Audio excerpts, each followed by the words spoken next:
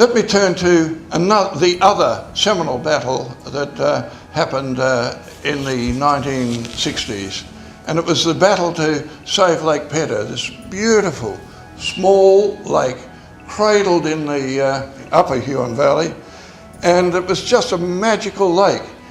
It could only be reached by days of walking, or with a bit of luck you could charter a plane to fly in there and land on this fabulous beach. It was regarded as one of the most beautiful beaches in the world.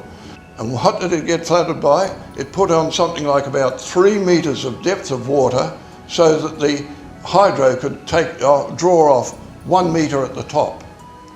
The Lake of Pedder was lost needlessly, and so it did two things. It galvanised the conservationists in Tasmania that we never, how unjust the flooding of and drowning of Lake Pedder was. We're never going to let that happen again. So they did two things. They were ready for the hydro next time they came up with a project, and that was to flood the Franklin River. And the second thing they did was to form a political party in Tasmania.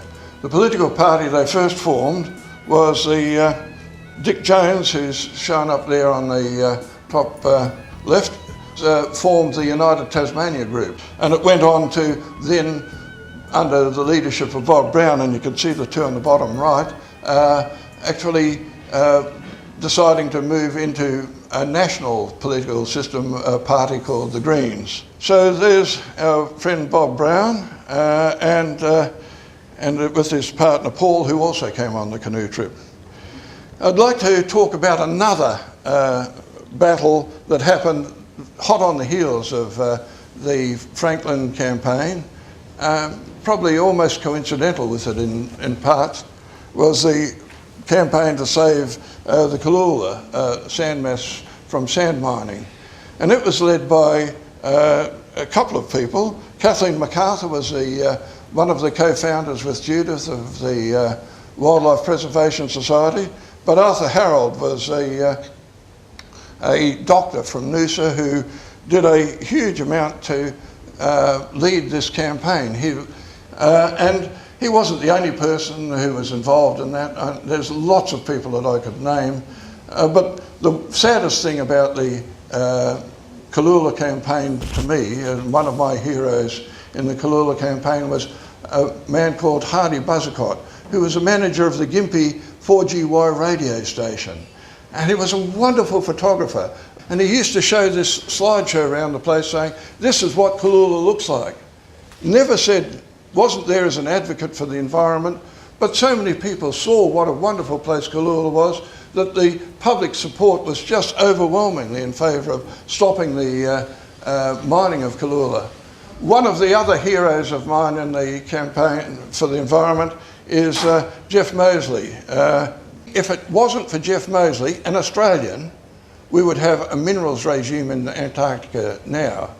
I could give you the Federal Department of Foreign Affairs, now DFAT, was all convinced that the important thing to do was for Australia to get a minerals regime in there so that we knew how we could control a mineral regime. If we didn't support it, we may not have the same voice and persuasion. Anyhow, Jeff Moseley kept campaigning and campaigning indefatigably. There was even a conspiracy within the conservation movement in Geneva to modify the minutes so that it didn't show the exact wording of the resolutions that had been passed, which Jeff Moseley had to correct and fight battles even to get those minutes corrected at times, just so that we could get it. But eventually the whole thing came out, and Bob Hawke was persuaded to do a sampling of the Australian population to know which way he should jump, and found out that 93% of Australians did not want Antarctica mined. But 93% of Australians don't intend to go to Antarctica. We just want to know that it's intact. And Jeff Moseley did that, and like all of the heroes that I'm citing, he did that for absolutely no financial reward. He wasn't paid by the Australian Conservation Foundation at that stage when he was fighting this really bitter battle to get through.